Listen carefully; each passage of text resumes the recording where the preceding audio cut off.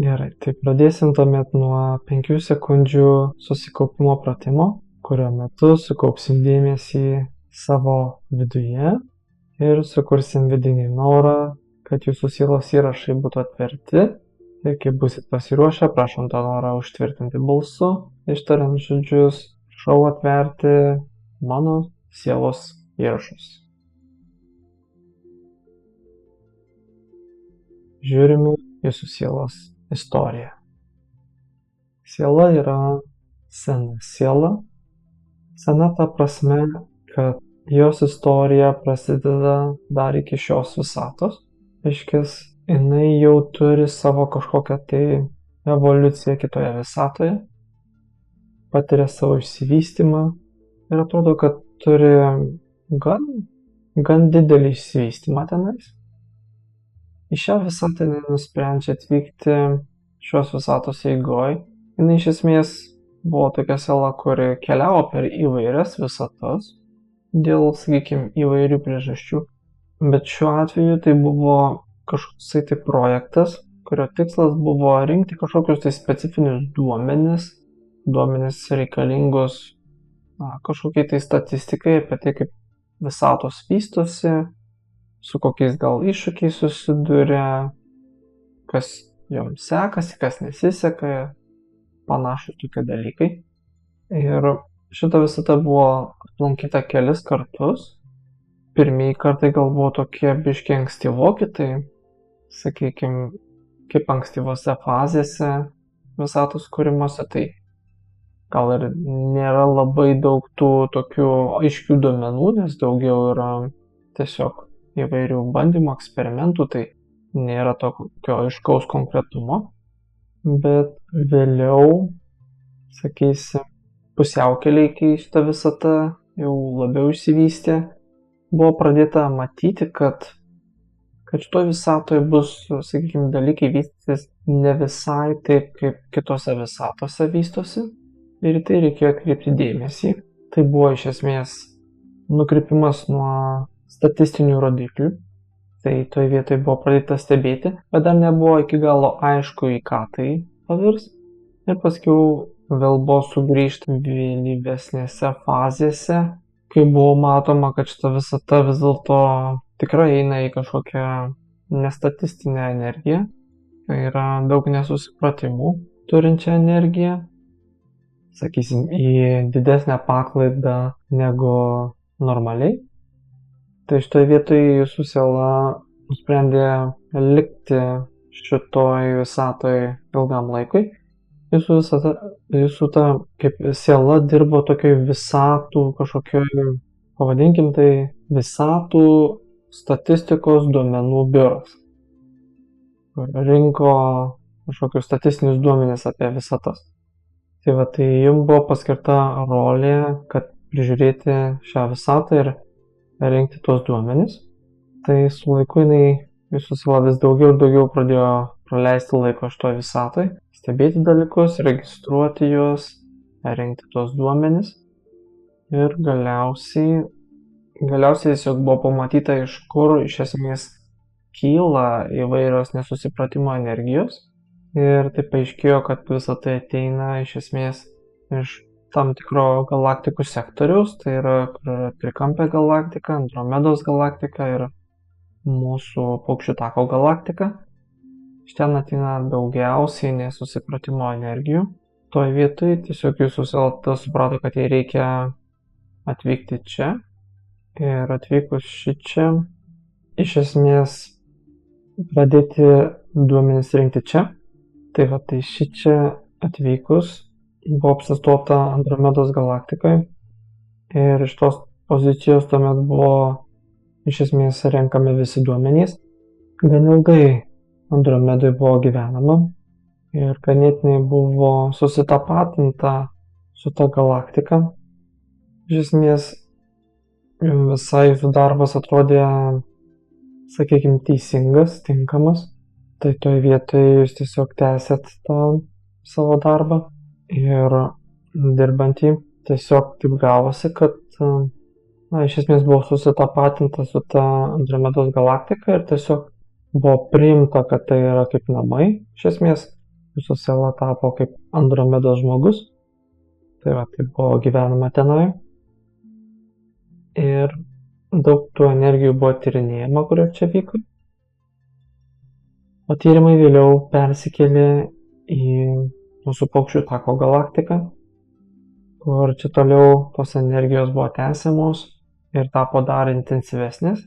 Tai jūsų siela irgi persikėlė čia ir pradžioje gyveno Lyro žvaigždyne, kur iš esmės prasidėjo gyvybė. O paskiau iš ten išvyko ir vyko į Andromedos žvaigždyną mūsų galaktikoje. Tai ten apsigyveno daug tų Andromedos žmonių, kurie buvo iš Andromedos galaktikos. Tai buvo gyvenama tenai. Ir esmė buvo toliau tęsti tuos statistinius duomenis, toliau analizuoti ir rinkti informaciją. Nebuvo labai didelė esmė, sakysim, dalyvauti procesuose ar įtakoti procesus. Tai buvo matoma, kad tai yra, sakysim, kažkieno tai kito darbas. Bet jūsų sielos atveju tai buvo daugiau suprantama kaip iš esmės tiesiog būtent to statistinio duomenų rinkėjo darbas. Tai ilgą laiką tiesiog buvo tęsiamas tas projektas. Ir tais andromediečiais iš esmės buvo daug keliaujama po mūsų galaktiką ir tiesiog stebimos įvairios planetos, įvairios civilizacijos, kaip tos civilizacijos įeina į kažkokius statistinės normos duomenys ar nukrypsta nuo jų, kokie faktoriai tai įtakoja ir panašiai. Toks labai, sakysim, sausas statistinis duomenų rinkimas. Tai ir ilgą laiką niekas to vietoje nesikeitė. Tiesiog atėjo iš esmės toks laikas, kai jūsų siela pradėjo suprasti, kad jai reikia, pavadinkim tai, išsamesnių duomenų. Tai reiškia tokių duomenų, kurie būtų prieinami tik tais gyvoj pozicijoje. Tai yra, neišeina tų duomenų, tarkim, surinkti iš šono, iš stebėtojo perspektyvos, tai manoma surinkti tik tais, sakykime, gyvai. Ir tai yra daug susijęs su būtent sielos integracija į fizinį kūną, daug susijęs su tuo, kaip siela ir kūnas gali, sakykime, priimti, konvertuoti, panaudoti įvairias energijas. Tai tokie, sakykime, vidiniai tyrimai labai ir jos reikėjo patirti gyvai, sakysim, savo kūnu. Ir tiesiog buvo ieškoma kažkokių tai sąlygų, kur būtų tinkamos sąlygos tokio pobūdžio tyrimams. Na ir iš esmės tyrimai tiesiog nuvedė į šią planetą, kad būtent Žemės planetoje yra tos tinkamos sąlygos tokiam tyrimam. Ir to vietoj sako, būtent jūsų, sakysim, sielos šeima iš Andromedos, jie sutiko, kad tai yra jiems tinkamas projektas. Ir jūsų siela atrodė, kad tai tinkamas projektas ir patyrimas. Ir kad reikėtų taip daryti. Tai ir buvo nuspręsta iš esmės čia atvykti. Tai čia atvykus, tuomet iš esmės kas čia vyksta? Čia vyksta tas, kad jūsų siela atvyksta čia ganėtinai į Atlantidos jau pabaigą. Jūsų siela jau čia buvo ir anksčiau lankėsi, tyrinėjo čia esamas sąlygas, bet tada jos nebuvo ekstremalios. Bet po Atlantidos nuopuolio jos pasidarė ekstremalios, bet tas ekstremalumas buvo tinkamas būtent šitiems tyrimams. Ir tai buvo visa esmė, kad reikėjo tų sąlygų. Tai buvo atvykta čia. Pradžiai buvo apsigyventa Šukat Egipto civilizacijoje. Ten buvo gyvenama ir ten buvo iš esmės dirbama kažkokiose, kaip pavadinkim tai, kažkokiose dvasinėse organizacijose, šventyklose, gal bendruomenėse kažkokiose, kur buvo sąlygos tokio pobūdžio veiklai. Tai yra, buvo galima stebėti dalykus, tyrinėti dalykus, mokytis iš dalykų. Tai toje vietoje tiesiog buvo daug užsiimama. ilgai panašu ten buvo gyvenama, nebuvo labai didelio poreikio judėti kažkur kitur. Vėliau tik tais panašu, kad buvo kažkokio tai poreikiai pradėti rinkti kitokio pobūdžio duomenis. Tam reikėjo kitokio pobūdžio civilizacijų. Panašu, kad tam buvo pasirinkta senovės Kinijos civilizacija. Išvykta tenai gyventi. Ir buvo dirbama su ta civilizacija, ten kažkokie duomenys renkami.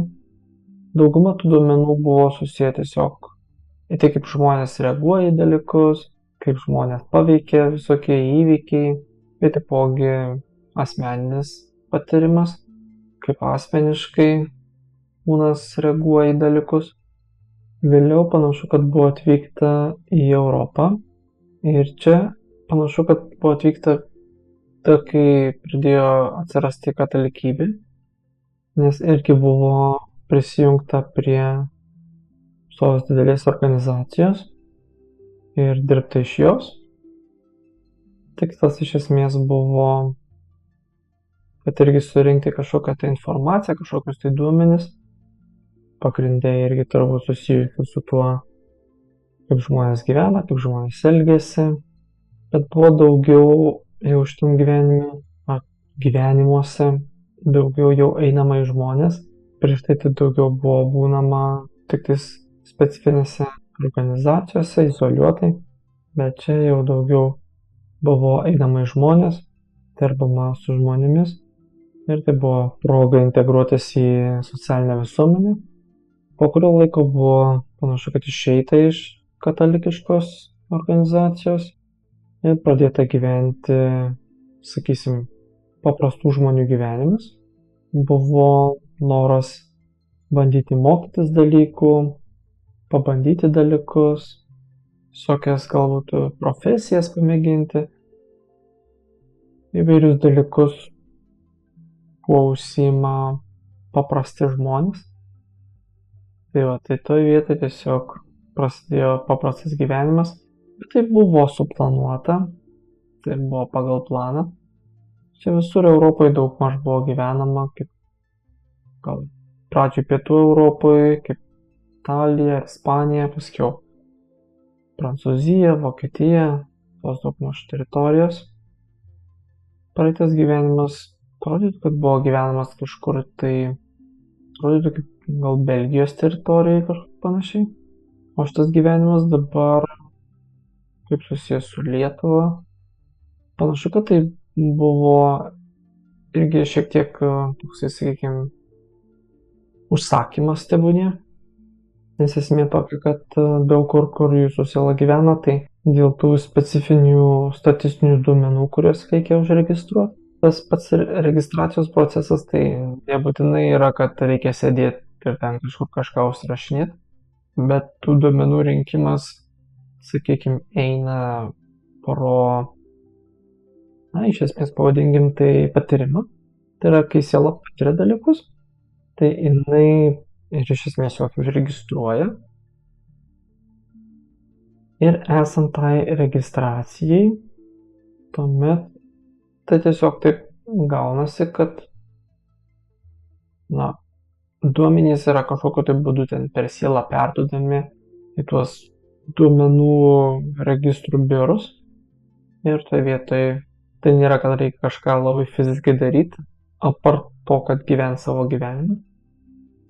Tai buvo gyvenama taip ir dabar ta Lietuvos teritorija, čia yra įdomių duomenų susijusių su Lietuvos tam politinė pozicija, sakykime, geopolitinė pozicija, tai yra santykiai tarp skirtingų šalių, įvairios politinės situacijos ir panašiai. Tai buvo, sakysim, pasirinkti duomenys rinkimui.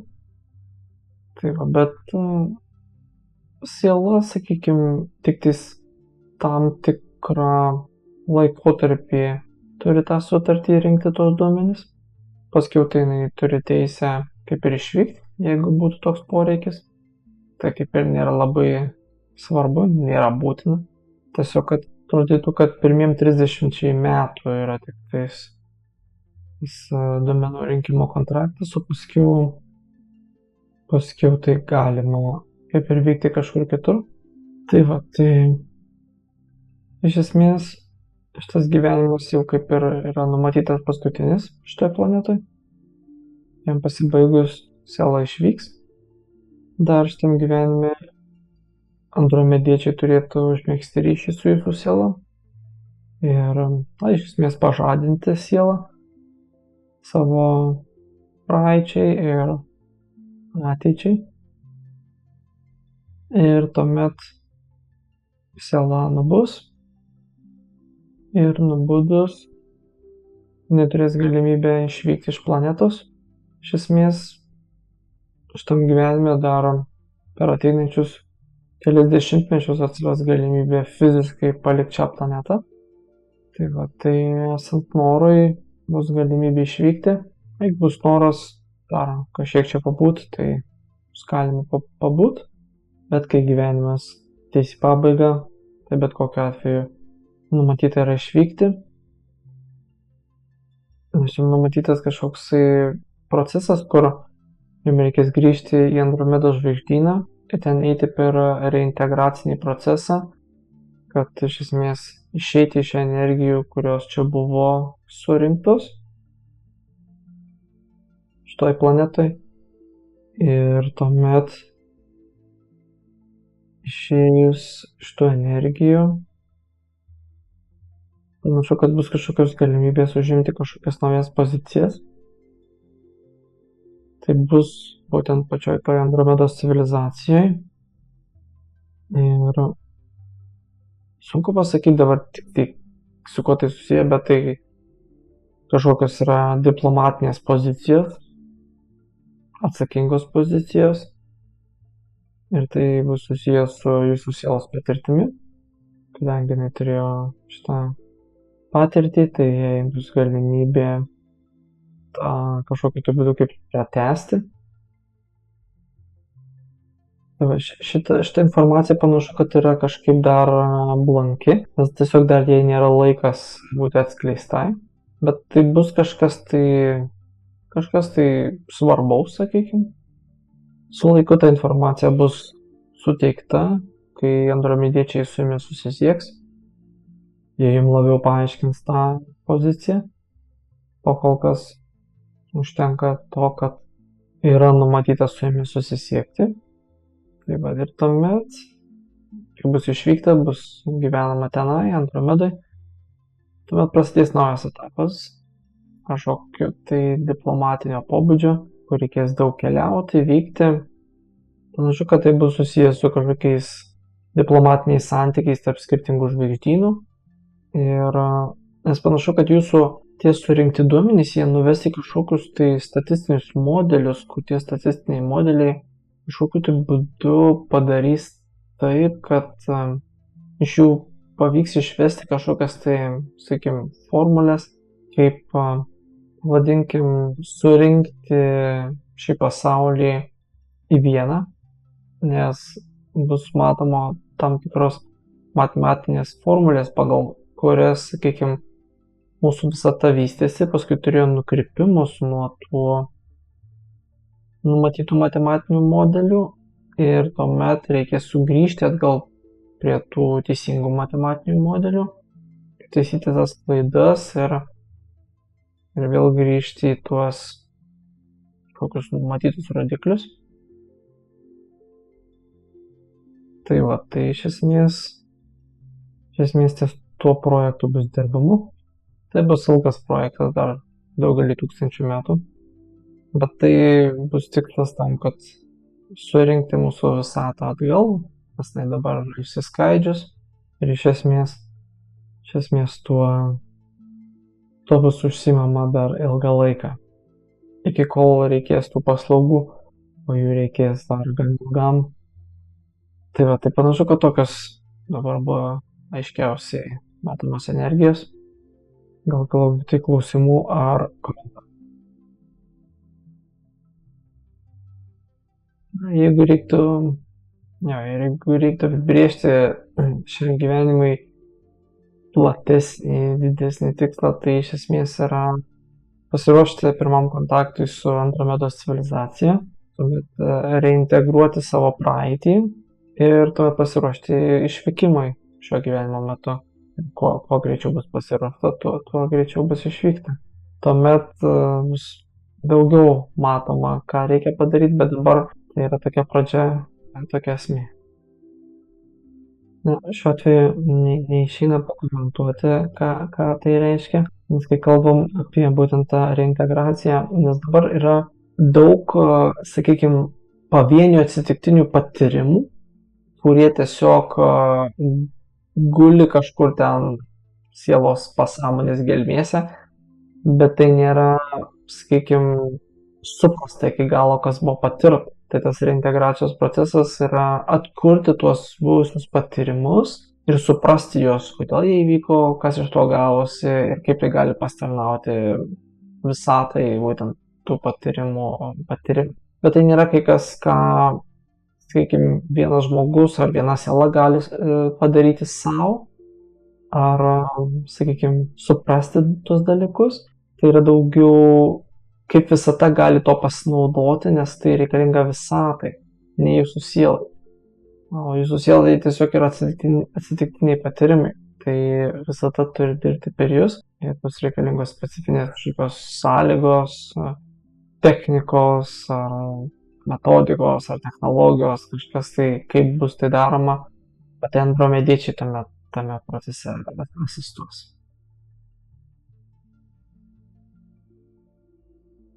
Šiuo atveju biškai yra šioks toks paradoksas, kalbant apie siunčiamus signalus ir panašiai, nes šiame jūsų etape, kur buvo bent jau iki šiol, pagrindas būtent buvo tas, kad dauguma jūsų patyrimų turėjo būti autentiški. Autentiški reiškiant, kad jie turėjo būti natūraliai atsitiktiniai, pavadinkime. Ir tą vietą negalima buvo įtakoti jūsų, siunčiant kažkokius ženklus, kad eik ten ar daryk aną, nes tada tai sugadintų autentiškumą patyrimo ir tai pakenktų statistikai. Tai va, tai vietoj kaip ir nebuvo tokios komunikacijos, jeigu kažkas ir buvo, tai turėjo būti labai subtilu, o esmė tokia, kad, sakykime, iki šiol neturėjo būti jokių labai konkrečių komunikacijos formų su jumis, bet ateinančiu laikotarpiu tai turėtų keistis ir tada turėtų prasidėti komunikacija. Iš esmės tai bus natūralus komunikacinis protokolas, tiesiog pradėti komunikuoti per sapnus ir tuomet žiūrėti, kaip reaguoja jūsų sąmonė į tai. Jeigu jinai teisingai reaguoja, neišsigąsta, nepuolat į paniką kažkokią, o sugeba priimti tai, tada kontaktas tęsis ir paskui ves į fizinį kontaktą, natūralus procesas. Ja, bet čia tiesiog reikia suprasti, kad pačios Lietuvos energetika tiesiog yra specifinė, jinai yra labai ribojanti ir daugelis kitų būtent užsienio, sakykime, šalių, jos turi kitokią energetiką. Čia nėra su jumis susiję, čia tiesiog yra bendra valstybinė energetika. O jeigu taip kalbant apie kažkokias šalis ar panašiai, tai nėra, kad jums būtų kažkur skirta būti ar kažką daryti ar panašiai. Tiesiog, kad Lietuvoje reikėjo jūsų būtent kažkuriam laikotarpiui. Tas laikotarpis praėjo, tai ar galite kažkur vykti kitur, jeigu Lietuvoje yra nepriimtina, ar galite tiesiog ruoštis, iš esmės, aplamai palikti planetą, nes kaip ir jūsų kontraktas iš esmės baigėsi. Mes turime suprasti, kad didžioji dauguma taip vadinamų patirčių, ten pamokų ir panašiai, tai yra, sakykime, karminės pamokos, tai yra, kai darai klaidas, tada padaręs klaidą, mokais iš tos klaidos ir panašiai. Šiuo atveju tai nėra susijęs su jūsų siela, nes jums tie dalykai nėra reikalingi. Nėra pas jūs kažkokių ten labai karminių klaidų padarytų, dėl kurių dabar reikėtų mokytis. nei jūs čia nusprendėt, kad jums dar reikia išmokti kažkokių čia meistriškumo pamokų labai šitoje planetoje ten žongliruot kažkokiais tai ekstremumais. Tai toje vietoje kaip ir iš esmės nėra labai daug ko, nebent noras yra tam. Tai jeigu yra noras, tai vis laik yra galimybė. Bet kad to reikėtų, tai va, to kaip ir nėra, kad to reikėtų. Na, viskas bus gerai darant tuo atveju, jeigu sieloj jausis džiaugsmas tai darant. Jeigu nebus džiaugsmo, tai gal kažkas ne tai, ką reikia daryti. Na, iš esmės, jeigu kalbant kaip apie angelus sargus, tai jo, turim paminėti, kad būtent ta Andromedos civilizacija, jinai vis dėlto jūs prižiūri. Tik tai ta priežiūra iki šiol turėjo būti labai subtili, tai yra negalėjo jie, tarkim, atskristi erdvėlaiviais ten ir įtakoti jūsų gyvenimą, bet buvo subtili įtaka, kad, sakykime, jūs nukreip vienur ar kitur, kur jums reikalingi tie patyrimai specifiniai, bet tai turėjo atrodyti, kad tai buvo jūsų toks, sakykime, savarankiškas pasirinkimas tiem patyrimam. Tai va, yra toj vietoj tai buvo toksai tiesiog atvedimas ir kad nenukreipti per daug nuo savo pagrindinės esminės krypties specifiniam dalykam, o dabar turėtų tas kontaktas suaktyvėti, būti labiau, sakykime, aktyvus negu pasyvus. Bet kokiu atveju, iš esmė tokia, kad andromediečiai jums padeda ir visą laiką buvo su jumis. O koks dabar yra fiziologinis amžius? O tai nuo kada daugmaž prasidėjo tas naujas etapas atradimo? Nu taip, tai kaip ir minėjom, kad jūsų, matot, kontraktas buvo 30 metų ir iki 30 buvo esmė būtent gyventi tą tam tikrą specifinį gyvenimą. Ir paskui po 30 metų tuomet prasideda naujas etapas, kur būtent anksčiau jūsų sąmonė buvo orientuota horizontaliai, tai yra judėti į kairę, į dešinę, priekį, atgal. Ir tai vadinamas žemiškas gyvenimas. Dabar jūsų sąmonė persiorientuoja būtent aukštyn žemyn. Ir tai yra būtent atskirti, kas yra žemiškas gyvenimas ir kas yra kosminis gyvenimas. Ir būtent jūsų sąmonė mokosi persiorientuoti, žiūrėti į viršų, žiūrėti į dangų, į kosmosą, į platybės. Ir tuomet būtent suprasti, kad čia jai nebėra vietos, jinai nėra savo vietos eidama į kairę, į dešinę, priekį, atgal. Čia nėra jai ką daugiau rasti, nebent noras yra kažką surasti.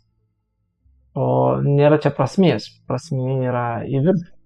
Tai va, tai yra tas naujas etapas persiorientavimo, bet kadangi tai, na, sakykime, nėra įprasta, nes mes esame įpratę judėti, taip sakant, horizontaliai, tas vertikalus judėjimas nėra toks įprastas, tai šiek tiek sukelia tokią dizorientaciją. Nepaisant to, tai yra dalis proceso ir jūsų siela turi vedimą ir jinai susiorientuos, jinai supras, kaip jai kilti. Ir tai nuves būtent į tuos aukštesnius patyrimus, kurie galiausiai ves į kontaktus su nežemiškom civilizacijom ir galiausiai tiesiog bus suprasta, kad jums reikia judėti aukštyn, tai yra iš šitos planetos ir tai galiausiai nuves į jūsų išvykimą. Tai pažiūrėsim gal jūsų nuotraukas tuomet. Taip, dabar pirmoje nuotraukoje yra tėtis. Šitas tėtis, panašu, kad su juo turėtų biškį šiek tiek santykių. Tai yra, jisai yra šiek tiek tokie nedėli karminiai santykiai. Jis yra buvęs jūsų kažkada kaip darbdavys, mokytojas. Panašu, kad buvo gyvenama kažkokį gyvenimą ir mokomasi kaip kalvio amato. Jis buvo jūsų mokytojas. Ir šiek metų pas jį buvo mokomasi. Ir tiesiog tada tie santykiai kažkaip pas jūs atsirado. šitam gyvenimui jums reikėjo tiesiog pasirinkti kažkokius tėvus ir jūs jį pamatėt, prisiminėt, kad tada atrodė, kad galima buvo jo pasitikėti ir tiesiog buvo nuspręsta su juo sudaryti sutartį šitam gyvenimui. Bet nebuvo labai parto didelės esmės jums susitikti, jums tiesiog reikėjo su kažkur atvykti ir tiesiog priimtinas variantas.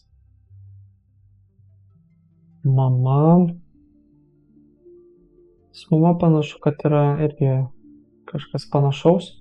Atrodytų, kad jie iš esmės tame gyvenime irgi buvo turbūt vyras ir žmona. Ir jūs turbūt ir panašu, kad ir mamą pažinojot iš to gyvenimo.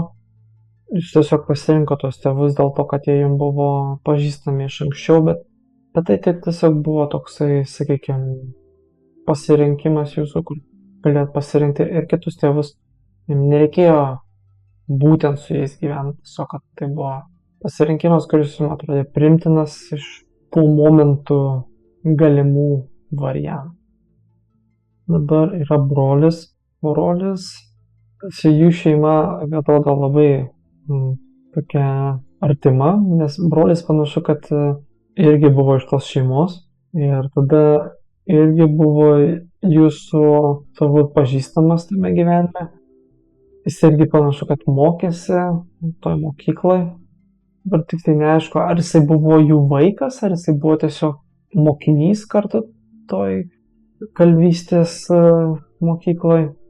Bet tai irgi iš to gyvenimo. Įdomu, kad žmonės toliau tęsia tais pačius gyvenimus, bet jie tai juos tęsia nesąmoningai, tiesiog, kad jiems taip gavosi.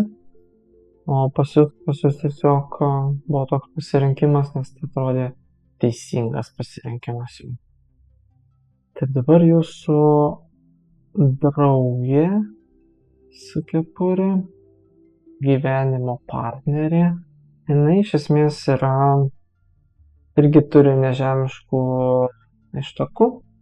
Jis gali būti, kad jinai turi kažkokių atrodo ryšių turbūt su Andromeda irgi. Jūsų santykiai nėra atsitiktiniai, jie panašu, kad yra suplanuoti. Iš esmės jums reikėjo susitikti, nes jūs galėjot papildyti vienas kitą tam tikrom energijom, kurios buvo jums reikalingos pasipildymai.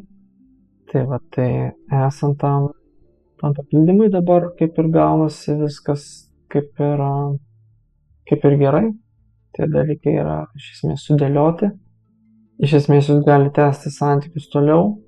Niekas neverčia jūsų būti kartu, bet jums visai palanku būti kartu dėl tų energijų sutapimų. Nes tada iš esmės praktiškai galėtumėt kartu patirti pirmą kontaktą ir galbūt kartu išvykti iš planetos. Nebūtina, bet visą laiką patogiau kartu su kažkuo kitu. Tai jūs viens kitą skatinat tame procese. Tai kaip ir tiek. Dabar draugas atsirandantis gyvenime svarbiais momentais. Tai šitas draugas, sakykime, jis turi tokią biškį, pavadinkim, superherojaus aurą savyje.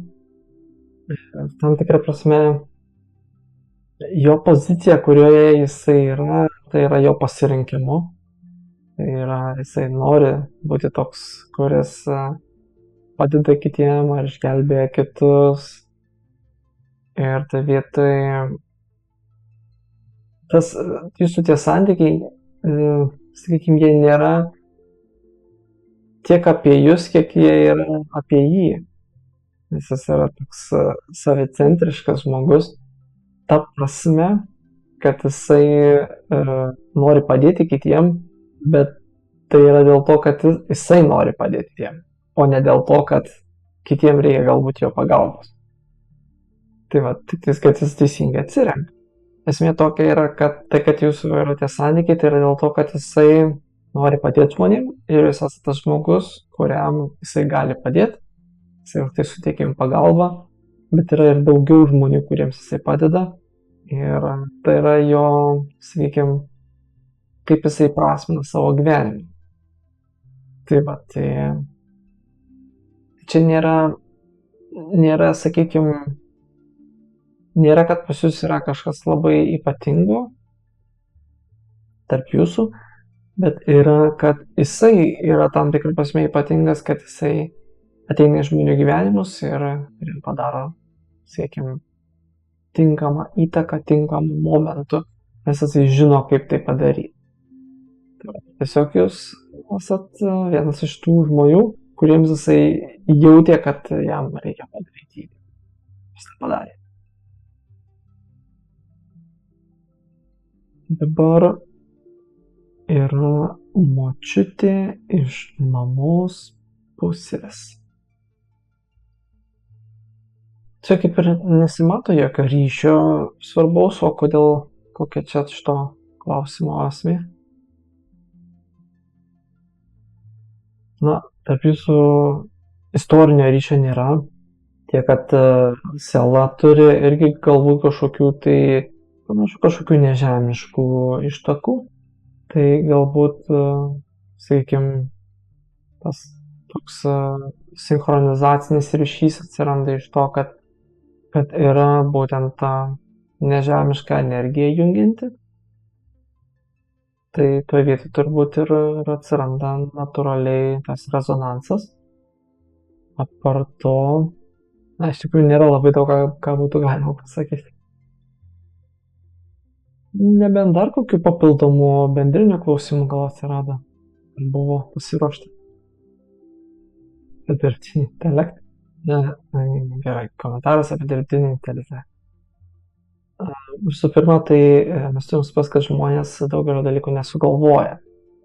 Tai, kas vyksta pasaulyje, kas yra, ypač kas liečia atradimus, tai yra tiesiog, būtent tai nėra išradimai, tai yra atradimai. Tai yra būtent žmonės atranda tai, kas jau visą laiką buvo. Nes dirbtinis intelektas nėra kažkas naujo, tai yra, kas buvo naudojama ir yra naudojama kitose civilizacijose. Ir tiesiog žmonės tai atranda iš naujo. O šiuo atveju, kas liečia, jeigu būtent žvelgiant iš tokios perspektyvos, kodėl žmonės tai gąsdina, tai apie viską galima taip žiūrėti. Pavyzdžiui, vienas populiariausių įrankių, sakykime, mūsų pasaulyje yra peilis. Ir kai žmonės atrado tą įrankį, tai jie būtent pjovė duoną ir taipogi pjovė ten, sakykime, kviečius, tada kepė duoną, pjovė duoną, bet taipogi pjovė ir gyvūnus, pjovė vieni kitus ir save pjovė. Tai čia esmė daugiau yra, kaip tą įrankį panaudosi. Bet kas liečia toliau dirbtinį intelektą, tai turim suprasti, kad kodėl jisai dabar atsirado, tai dėl to, kad mes esam tokiame etape, kai žmonės pradeda užmegzti ryšį su savo būtent su aukštesnėm jėgom ir tie, kurie yra dvasiškai išsivystę, tai jie turi užmegzti ryšį su savo aukštesnė sąmonė, su dvasinėm jėgom ir panašiai, bet ne visi turi tą išsivystymą. Ir tada visą laiką planetoje yra, kai yra vystymasis ir kai dalis žmonių išvysto tam tikrą sąmoningumo lygį, kad jie gali tą padaryti sąmoningai. Tie žmonės, kurie neturi būtent tokios galimybės, tokio išsivystymo, tada jiems yra teikiamas toksai technologinis kaip būdas imituoti tą. Ir dirbtinis intelektas būtent yra toksai tokia kaip kolektyvinė sąmonė, kuri gali duoti tuos, sakykime, stebuklingus atsakymus į nežinomus klausimus. Tai būtent būdas, kaip žmonėms komunikuoti ir imituoti savo aukštesnę sąmonę. Tai kad tie, kurie negali komunikuoti su aukštesnėm jėgom, su savo aukštesnė sąmonė, tada jie komunikuoja su dirbtiniu intelektu ir kompensuoja tą invalidumą iš esmės.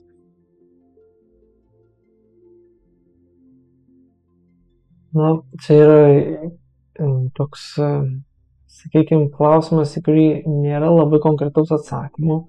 Tai yra būtent, kuo reikėtų užsiimti, nes problema yra tame, kad daug kas, kuo buvo užsiimta iki šiol, nebėra tinkama tam, kas laukia ateityje.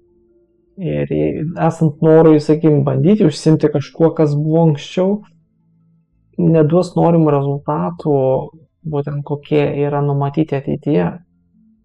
Tai bet kokiu atveju dabar yra, kas jums reikalinga, tai neatrasti tai, kas turima, kur yra kažkas, sakykime, jums vertingo, o atrasti naują, ką jūs galite atrasti savyje, sakykime, iš naujo. Ir tai bus labai susiję būtent su komunikacija, su nežemiškom civilizacijom, su dvasiniam visokiam jėgom. Ir šiek tiek bus daug veiklos jūsų ateityje susijusios būtent su tos informacijos pateikimu. Tai yra, ar tai bus tos informacijos, kokia forma tai bus pateikta, tai dabar yra diskutuotina, bet ar tai bus pateikta per kažkokią rašytinę formą, ar vaizdinę formą, ar kažką tais, bet tos informacijos kažkokiu tai būdu perteikimas. Ir, iš esmės, į tai bus nauja orientacija, nes niekas kitas iš esmės jūsų, sakykime, nesuteiks jums tikros savirealizacijos, pavadinti. Tai iš esmės reikia žiūrėti, ką jums reikia atrasti savyje. Ta prasme, dabar reikėtų savarankiškai pamedituoti ties tom energijom ir jas pasigilinti, o paskiau, jeigu ką, tai mes ten organizuojam ir kitus susitikimus, kur žmonės nori, jiems kyla papildomi klausimai ir jie nori daugiau įsigilinti į tam tikras energijas, tai tada susiplanuojam sekantį susitikimą ir žmogus ateina jau su konkrečiais klausimais ir tada tyrinėjam tos konkrečius klausimus toliau. Tai toks variantas. Tai kaip ir tiek turbūt šitam susitikimui. Tai norėjom padėkoti už galimybę pabendrauti. Tikimės taipogi, kad ir pavyko kaip nors pasitarnauti pokalbio metu. Tai jeigu buvo kokia vertė, yra noras atsidėkoti, tai mūsų puslapyje po sąlygomis yra nuorodos, kaip galima tai padaryti. Atkartai tuomet norėjom palinkėti viso ko geriausio.